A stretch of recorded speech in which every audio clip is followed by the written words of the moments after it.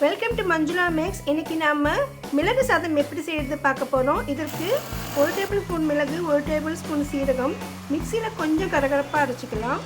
இந்த பொருட்கள் நமக்கு இதற்கு தேவைப்படும். மிளகு சாதம் செய்வதற்கு நான் 1 கப் புழுங்கல் அரிசி சாதம் எடுத்து வச்சுருக்கேன். நீங்கள் பாசுமதி அரிசி இல்லைன்னா பச்சரிசி சாதம் கூட யூஸ் பண்ணிக்கலாம். இதற்கு முதல்ல பேனை ஹீட் பண்ணிக்கணும். இதற்கு 2 ஸ்பூன் அளவுக்கு நெய் சேர்த்துட்டு கடுகு சீரகம் தாளிக்கணும். கருப்பு உளுந்து இல்லைன்னா வெள்ளை உளுந்து சேர்த்துக்கலாம். நான் கருப்பு உளுந்து சேர்த்துருக்கேன். பூண்டும் முந்திரியும் தேவைப்படும். கருவேப்பிலை நமக்கு தேவையான அளவுக்கு சேர்த்துக்கலாம். 1 கப் அளவுக்கு வெங்காயத்தை பொடியாக நறுக்கி இதோடு சேர்த்து நல்லா செவக்க வறுக்கணும். பெப்பர் ரைஸ் என்ற இந்த மிளகு சாதத்தை ரொம்ப சுலபமாக ஈஸியாக செஞ்சிடலாம். இந்த டிஷ்ஷுக்கு தேவையான அளவு உப்பை இப்போ சேர்த்துடலாம். வெங்காயம் நன்றாக செவந்து நிறம் மாதிரி வரும். இப்போது அரைத்து வைத்திருக்கிற மிளகு சீரக பொடியை இதில் சேர்த்துடலாம்.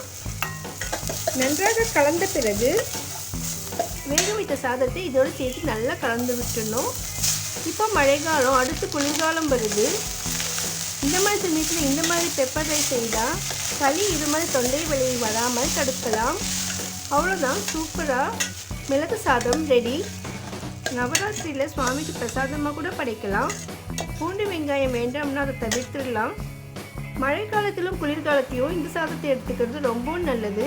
வீடியோக்கு மறக்காமல் லைக் போட்டு சேனலை சப்ஸ்கிரைப் பண்ணுங்கள். தேங்க்ஸ் ஃபார் வாட்சிங்.